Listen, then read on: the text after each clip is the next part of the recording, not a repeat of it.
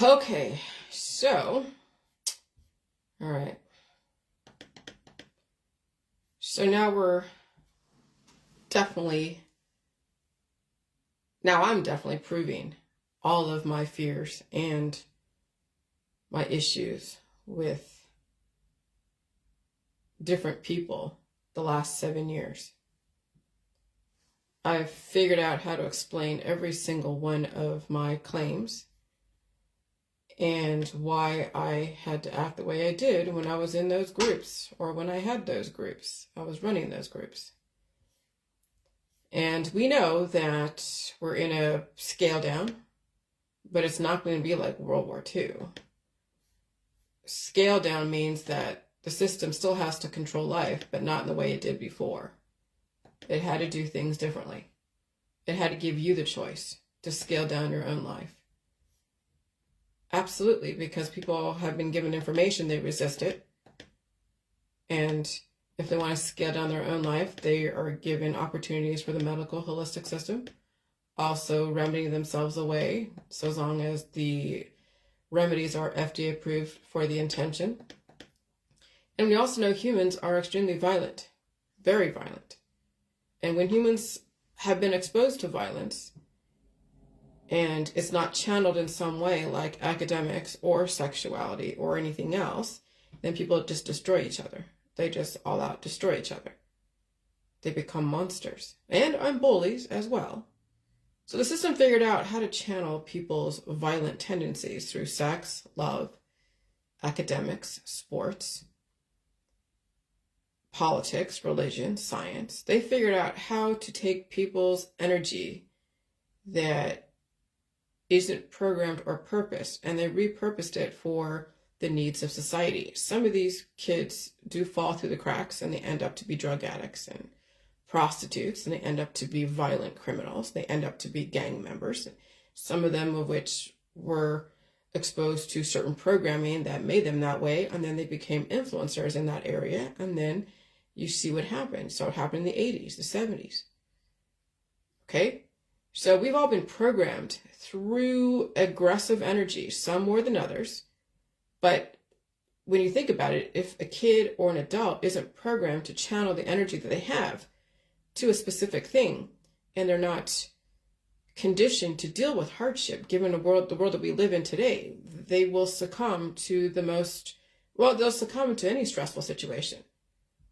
When you have kids that were not conditioned to deal with pain and suffering, any little type of pain or suffering they can't handle, they die from it. That's extinction, when humans cannot handle pain and suffering, and they cannot handle stressful situations. When they cannot handle the people in their community who will inevitably bully them. That's the schoolyard. That's the gladiators. If you can't handle the schoolyard, I'll tell you, life will be even much worse. And though, we have now people working or homeschooled because the environment is so aggressive they can't handle it biophysically, and they can't handle the environment even on the playground, because there's some pretty aggressive kids out there that will torture them and destroy them. So how do you get people to be strong enough to deal with stress, but not so strong that they destroy? That's the system's issue. They were doing so many experiments, and they had to, because you either develop very weak people who be destroyed by somebody else and then all out human extinction, or you develop such strong people that they destroy themselves because they're so strong. And so there had to be a balance, and there had to be a way to program people to be relatively peaceful, but also be strong enough to deal with adversity, and also bring in innovation with that diversity or adversity, bring that innovation with that trauma, with all of that. And so all the wars, all the hardship, all the violence that you see is a conditioning.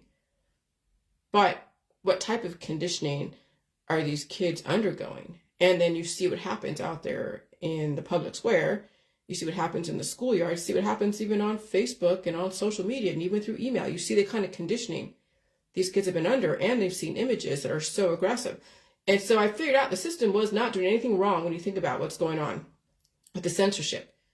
Because even I would fall into some of the old school limericks and rhymes of like Miss Mary Mac, dressed in black, all had the silver buttons all down her back, or other types of schoolyard songs that would then bring in violent words that the algorithms, the AI, as the censored developer, the censored trigger, would then be like, yeah, this is violent words, violent speech. You can't have that. Put you on timeout for, a certain amount of time. And even the images on Bing, you couldn't put certain letters or you couldn't put certain words and terms together because it might come out violent. So the system is trying to breed the violence and intolerance out of the community, but you can't legislate morals onto people. And so then it's through social media, it's through the internet, it's through, all the public sites. Okay? And so we're in a scale down, and we're not trying to reenact World War II. So violence and self-destruction does take consent. That's why everything is legal. Well, through a legal system, you have to sign on the dotted line. Okay? When it comes to destruction of the person, they have to be the one to say that, okay, I'm okay with being destroyed, and embrace it and even promote it when it's done in a venue that is legal. And so sex, love, and the family was used in lieu of violence to destroy people, and the system had your consent. You signed on the dotted line. What do you mean by that? Marriage, sex, and love. Relationships, sexual relationships to any kind of relationship. When you're out there hanging out with people, that is an entropy that would be really aggressive in a different environment. And we're seeing that now. We've been conditioned to self-destruct through politics, religion, and science. And so when you were taken down several notches, the medical and the holistic system was used as consent to finish off the person. All transactions are consent to destroy, especially when it's an exchange of your life for the procedures. So when you're getting that remedy, you're getting that drug, you're getting that alcohol, you're getting that surgery, you're getting that protocol that is supposed to cure you in some way, take away the pain, take away the suffering. Well, when you take away pain and suffering, eventually it will be 100% take away pain and suffering. It's called rest in peace. And so then people trade money for their life. That's the hospital system. That's the holistic system. That's religion making it okay. That's politics developing a system around it. That's science giving you one side of the story. And so your family and friends and public exposure just lays the groundwork. People's lives are out of control. That's why they're turning to remedies and diet suddenly. People cannot handle the life they have, and they definitely can't afford the life they're taking in their own body, and they really can't afford to have children. But maybe they can afford them financially, but not biophysically. But again, you can't tell people this because they were conditioned for the life they have. All right? So I knew that love was destructive. I just didn't know how to say it. Love is destructive. Love is the most destructive thing, and it's the most superficial thing to develop a relationship between people, because you don't really have to get to know the person. You're just trading hormones and company with releasing hormones together through alcohol, through cannabis, through distractions, through, adrenaline rushing type of situations. And so love is a superficial way to connect with someone, and lust, but it's the respect that does take a deeper look at the person that you're hanging out with or admiring or, professing undying devotion. Respect takes a lot more substance than love does. Love is just a hormonal reaction, and that's the oxytocin. That's in sex, that's in family, that's with children because it's oxytocin. That is hanging out with animals. People who need that oxytocin, rush will have animals. They will have children. They will have friends and family and drug addictions. And they'll be out there with so many people just sucking the life out of them. That's the whole thing with the Vampire Diaries, the vampire rules. Vampires have to be invited in when they're sucking the life out of a person. When you're a host and you are entertaining people, then there's people and the animals and children, whatever, are like vampires, and they must be invited in. You're giving consent to be sucked dry. And you have to figure out, negotiate how much life and limb and energy you're giving to that other person. Some people are being sucked dry, and they didn't realize that they gave so much permission for someone to destroy them. But the system has certain parameters where they make you give consent, because that way you can't claim that you're being RAPED'd. Okay? And so just because you're married, you're giving consent to be in a relationship to negotiate your life, but that person still must listen to you and say, hey, no, not today, or not tonight, honey, I have a headache. And marital RAPE is not okay. It happens in third world countries and in other countries, and even here in the US, but it doesn't get talked about too much unless it's behind closed doors with a therapist or police. But everything has a consent to it on some level, and if it's not consented, then yes, you're going to court to go fight it out, to recoup resources that were stolen from you, whether it's biophysically, financially, everything. Spiritually. And so the difference between love and respect is love requires nothing more than hormonal release. Respect requires intellectual capability and intelligence. It's very easy to love something when you have triggers around you: hot women, hot men, sexuality, animals and children, friends and family, drugs and alcohol. And people are so bitter about those who hurt them through love. You see it in their posts, even in the people they choose as a mate. You can see how easily love turns into hate. I've experienced that in the J world. Love will turn into hate if you don't fit within a paradigm, or you're resisting somebody else's advances, whatever they are. People who love you could just as easily hate you when given the opportunity. Respect is harder to earn from everybody. Some people go to love because they don't even respect themselves, and they will find a way to hate to channel that unrequited love. And so, I'm posting about love, and I see somebody writing a half hour later, oh, all my friends, tell them I love them, or I love all my friends. I'm like, what did that, I don't know if it was for me or just that's what they had in their mind, but I'm like, so I chose to take it personally, what that person posted on their Facebook. It didn't mean they were reacting for me. I just chose to take it personally and then use that energy to channel this information. And so when people would rather love you than respect you, that says a lot. So even though that person was not probably responding to me, and if they were, I would never know it. But I used that energy to then get to my next point. Now you see why society is so violent. People lack respect for each other, but they love each other so much. Go figure. That's why society is doomed like it was supposed to be. The resistance to respecting people, but oh my gosh, everyone wants to love each other. Now you know why we are in this predicament of died suddenly and major pain and suffering. Major programming. Conditioning took many generations. You're watching it unfold right now. Love is a drug. It has the same characteristics of a drug, addiction. Respect is deeper. Respect requires deeper understanding of the other person. Many people lack respect for themselves or other people, so they love themselves and other people to death. And men pride themselves in collecting women. How to pick up women, how to screw women, how to go find a hot chick. And they've developed courses around that. They developed protocols around how to manipulate a woman into getting her into bed. So you see what love does. It turns people into predators, turns them into hunters.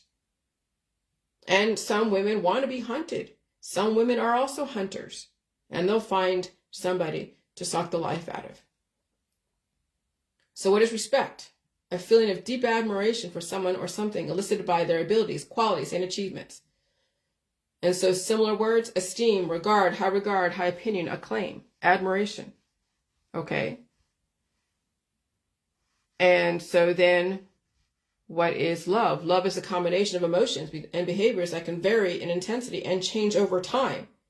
It can be defined as a strong or constant feeling of affection for another person or thing, a deep feeling of sexual attraction and desire, a deep affection and care for something or someone or something, the act of caring and giving to somebody else, having someone's best interest and well-being as a priority in their life, even at the expense of their own. People who struggle with addictive behaviors report that they struggle expressing their feelings and internalizing them from a very young age. Guilt, shame, fear, abandonment, and a sense of not belonging are some of the most common but not complete list of negative emotions we see, and that comes from love, not getting enough love, or getting too much love, or love being used in the wrong way through violence and predation. All right. Emotional addiction is a state when there is a dependency, as the name indicates, on some emotions, or more specifically, on the chemicals produced by the brain when a particular emotions are triggered, better referred to as hit emotions.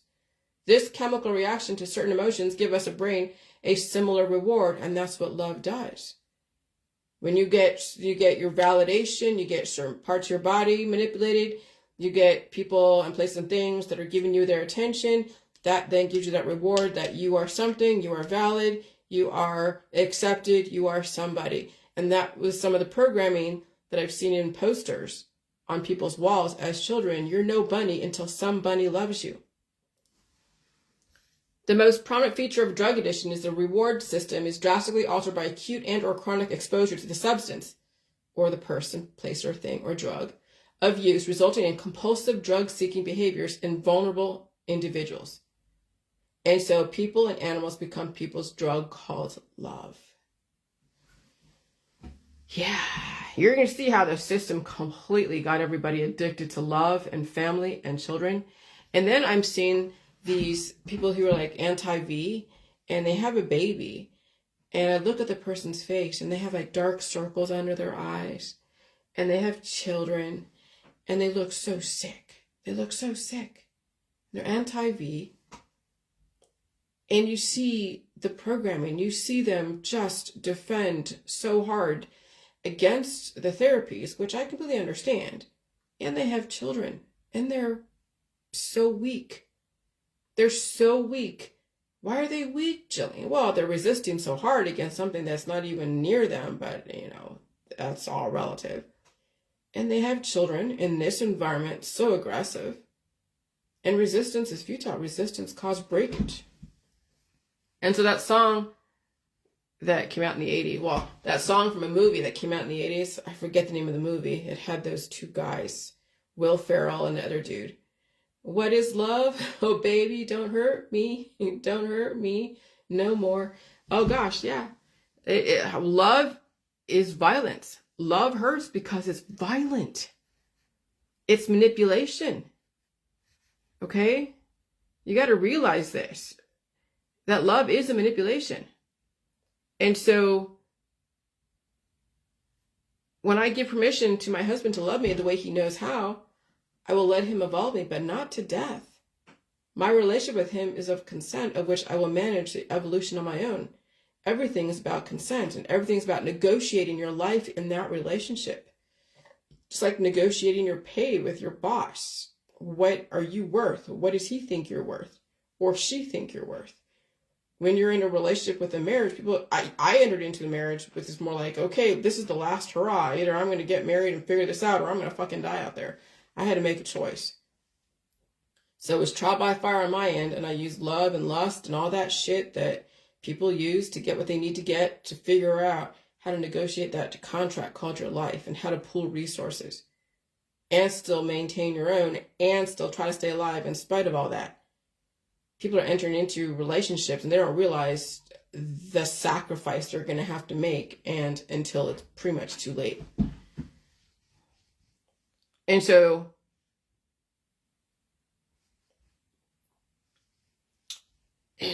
yeah.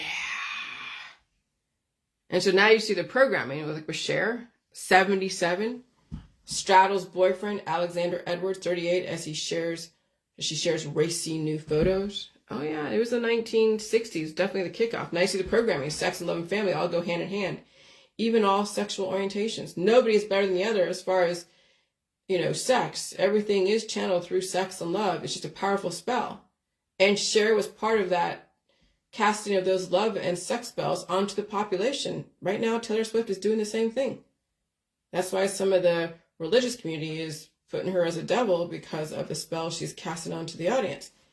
But the religious community have their own spells they cast onto each other with all the kids and the family and everything else that they're putting out there. So they're not any better than Taylor Swift, right? When people accuse others, they are pretty much projecting what's already in their heart, what they already do in a different way. Okay? But I don't perform out there. I don't come from sex and love. I'm not trying to look hot. I'm not trying to look sexy. I'm not trying to attract anyone through using those mainstream ways of selling things. What do I sell? Life. Life is painful. you really can't sell it. It's something that people just need to recognize that it's part of life. And if you don't want to live, you'll find every way to stop life, called ending pain and suffering through an FDA-approved protocol. And so sex and love is just a powerful spell, and Cher is part of that casting of those love and sex spells onto the population, woven into the fabric of society. Most entertainers are used as a tool, and they don't know it because their life is their life. But they are famous for a reason, or they are infamous. And so, yeah, I'm sure they went through their own hardships. You see a lot of these actors, actresses, even politicians, and scientists, they've gone through their own hell to be where they are. It takes someone going through a lot of hell to be extremely great at their craft or adept at their craft. They're channeling emotions that they were developed way a long time ago, before they even knew that they had to use those emotions to survive. And so that's why you see a lot of hard luck stories and sob stories about some of these artists, like Britney Spears. She's been through her own hell. That's why she's so talented. People don't understand that. But they won't understand that because they're so jealous of their fame and fortune. But no, they went through hell. Britney went through her hell. Paris Hilton has gone through her hell. Look how hot she is. And she'll be used until she doesn't have to be used anymore. But she's already promoting, having children and whatever. And that's fine. I went through my own hell. You already know what hell I went through, sort of. So it's not like I'm accusing anything that I haven't seen myself in my own world, and also what they haven't already exposed themselves in their own books, their own tell-alls. Okay? And so you're seeing how hell develops some pretty amazing people, but they have to survive the method to the madness and survive the madness. And some of you are going through your own hell with your own health.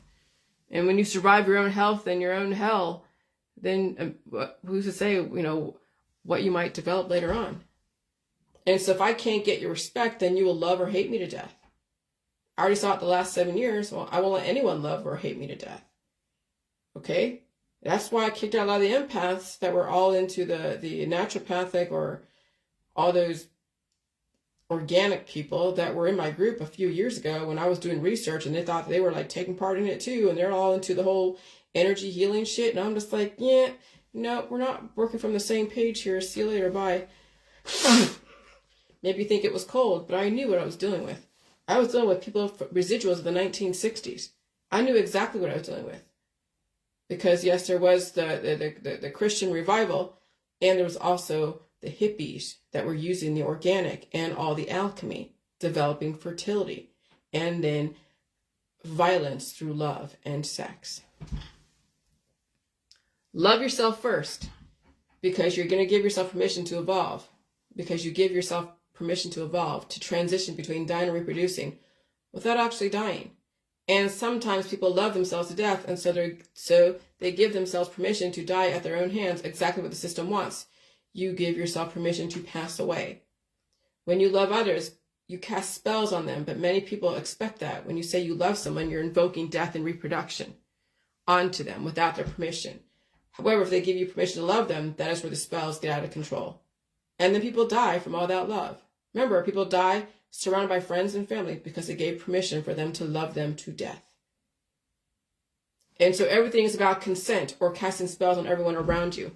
I respect people. I don't need to love them. They need to love themselves. Love is a powerful weapon that was used in the ancient times, and it's still used today. Okay? People do rituals around love. Family gatherings, friend gatherings, rituals of love and sex and death and reproduction. So where did love come from? The first written poem ever found was about one very complex emotion, love, named The Love Song of Shu Sin. It was discovered during excavation in the Mesopotamian region in search for evidence to corroborate the stories of the Old Testament.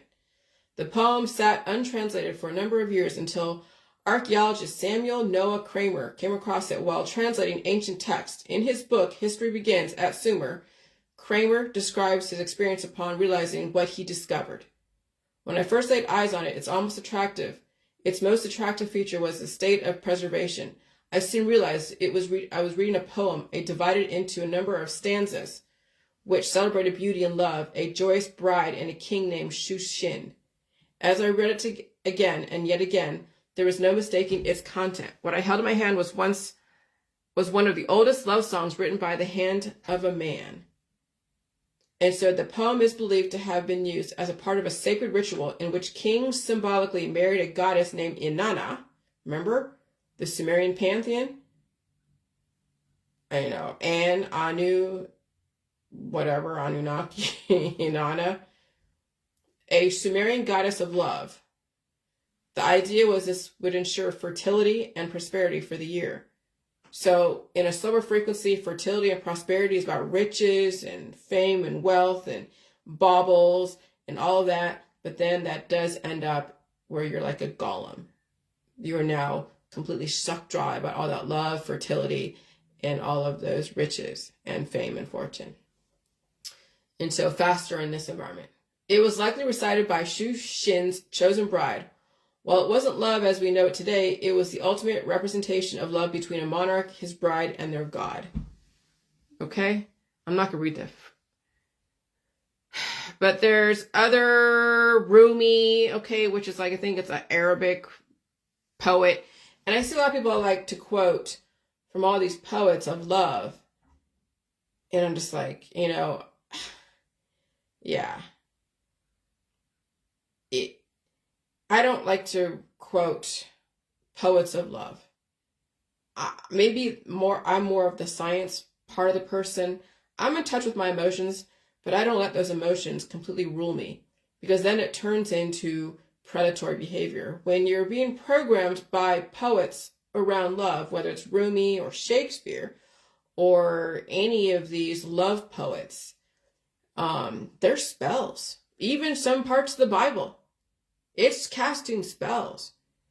And what is your goal? That's the thing. What is your goal? Attracting people, attracting a mate? What's your goal with it? Well, then what is life, Jillian? Well, that's the thing. That's what we're redefining, because life before was all about family and riches and fame and fortune and collecting things and sexuality and sexual orientation. And we see how destructive it is, especially now in this environment. So now what is life? Well, right now I'm just unraveling what life meant before in the old world, and then in the process of redefining what life is in the new world, and it's still in the process of being redefined. It's still that transition of even coming to terms with what life was like and what it actually means and what the intentions were in the old world as I'm transitioning to the new world. But I can never tell you what life means to you versus my version, because my version is trying to survive the death culture out there. Really, that's what life is to me right now, is surviving my community, surviving my husband, surviving everyone around me. And then life will be defined collectively later on, when there is mostly of a collective thought process where people aren't destroying each other through love, sex, violence, and intolerance. And right now people are suffering from dying suddenly because their friends and family are dying suddenly, or are contracting cancer, disease, and chronic illness, and or we're in fear of war or asteroids and all that stuff. So right now, life is about surviving the world you're in at this point, for me. Now, other people, it could be like sex, drugs, rock and roll, and that's fine. But right now, I'm unraveling what life meant before in the old world and what life is today, which is surviving my community. And then who knows what life is going to mean later on down the road when we have a collective way of looking at life, which who knows what that's going to look like.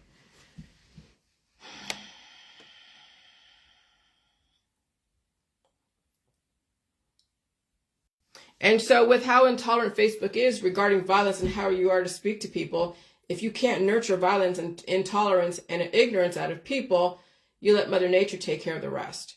So that's what's going on. When we couldn't nurture people to evolve, who's we, the first world.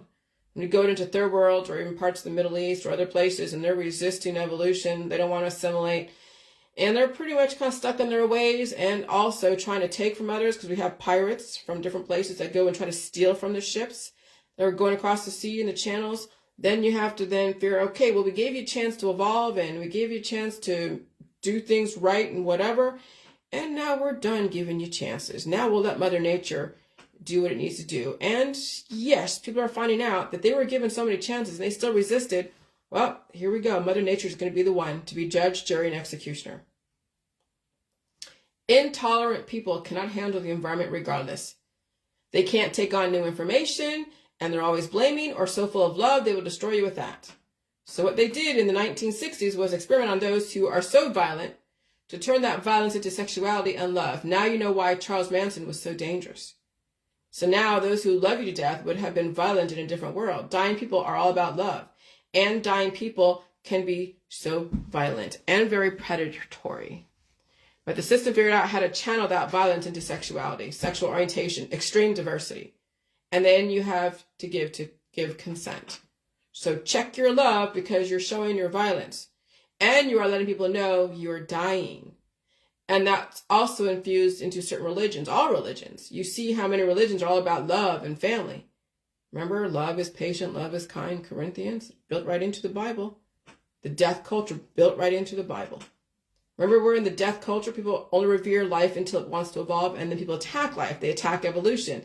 That's called oncology. Just look at those who are so religious, so full of love, and they can't wait to meet their maker. I've seen I read somebody's Facebook that was all about Jesus, and I'm good for them, but they're like, I can't wait to go and meet Jesus over the other side. I can't wait to pass away. I can't wait to take my kids with me. And I'm just like, whoa, what the heck? Watch your friends. Watch what they say about their life. They already cast a spell of not living for a very long time, and they use a religion to justify, and they're so full of love. And so you see some third world countries so full of hate against the West, you see the West hate themselves with love, to the point of harming themselves through plastic surgery, starving themselves through diets, tempting people to look so sexual to be a target for some predator. And you see politicians, scientists, and Hollywood stars compromised by sex and love, and hot girls are a dime a dozen. It's not a coincidence. Hugh Hefner knew, Charles Manson definitely knew. Love was the weapon in lieu of hate and violence. Though hate and violence is still out there too. And for every violent attack against yourself, you had to give consent, called medical holistic system, surgical system. Very clever. Now you know why I have been the way I have been around people who love, love, love everything. That's how they've been programmed to channel and release their violence. Love and fertility is very violent. But it is better than barbarianism until love becomes predatory. No, I'm not thrilled with what's going on out there, but I must survive it. I'm not running away from a world that I developed, that I helped develop. I will face my mistakes and I will meet the challenges and do better and be better. And I won't get in the way of someone who also helped develop this fucked up world and wants to run away from it.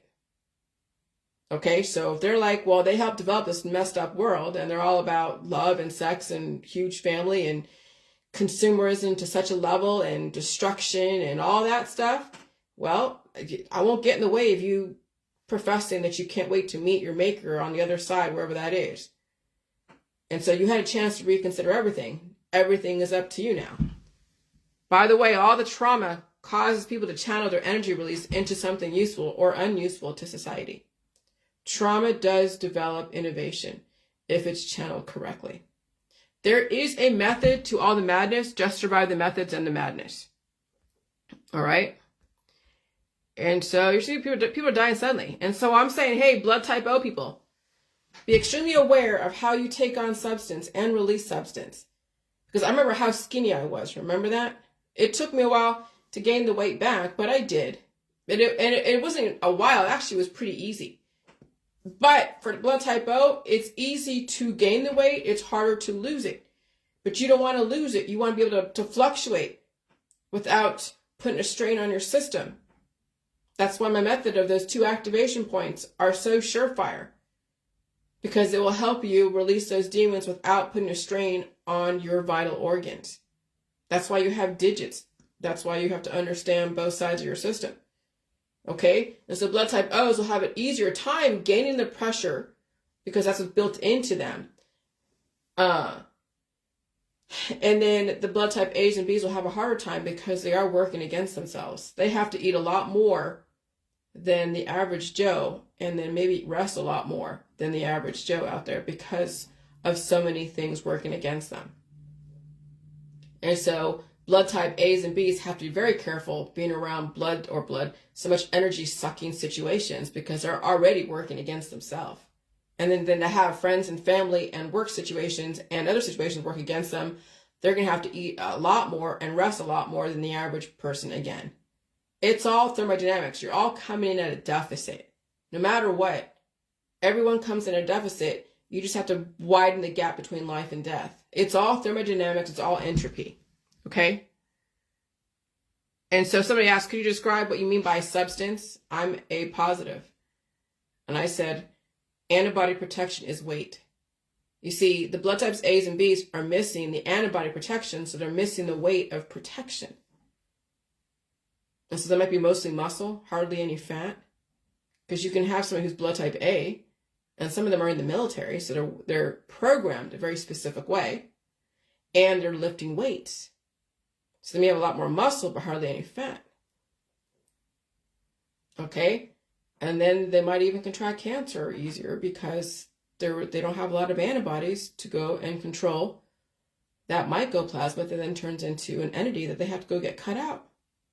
And so antibody protection is the weight. That's why you see me fluctuate, because I have a lot of antibody protection. When I'm around anyone that has blood type A and B antibodies that may be different than mine, that has to assimilate, I'll, like I did this morning, cough, sneeze, and blow my nose, and I think I pooped twice today. I'm just like, yeah, the JN one is pretty aggressive. They were saying people are losing sleep.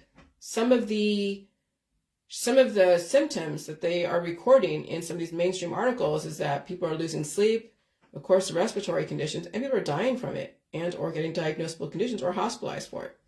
It's a really aggressive frequency, aggressive virus, and some people still don't feel it or haven't felt it. Maybe they already have a bad health anyway, so they never got COVID.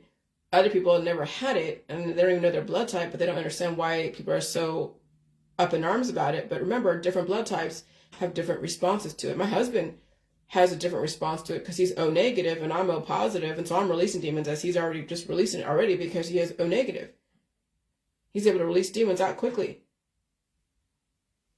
And I made him butternut squash soup last night with some tortellini and other stuff. And he's like, I want some. I think I put pork in there. Pork, like chopped up pork, ground pork. It's like, I need some meat to put. So he just took a crap right afterward. I'm like, great, Jason. But yeah, I got to make sure that he's fed, or else his body will cannibalize itself. And so I said, right now people are under so much pressure. This is what is happened if you're not progressively release or gain pressure. People's life force is diminishing. Okay? And so when you're losing so much pressure because you gain so much pressure, now you sprung a leak, that's the aging process and getting skinnier. And if you're gaining so much pressure, you're getting bigger and bigger and bigger until one day you'll turn into a negative and you spring a leak and you won't survive it. That's called died suddenly. Okay? And that's why those two activation points in your upper and lower immune system must be conditioned to release progressively. A transition process. And it's a smelly process. Oh, I'm telling you, it's not fun. That's why it's better to be on your own. No one's around when you're trying to gain your life back. It's harder to release those demons and to take up that time in the bathroom a few times in a day. You really want to have privacy. Okay. That's why those who live on their own and who are relatively strong can live on their own and do all this. Oh, I'll tell you. You don't want people going like, what are you doing in there?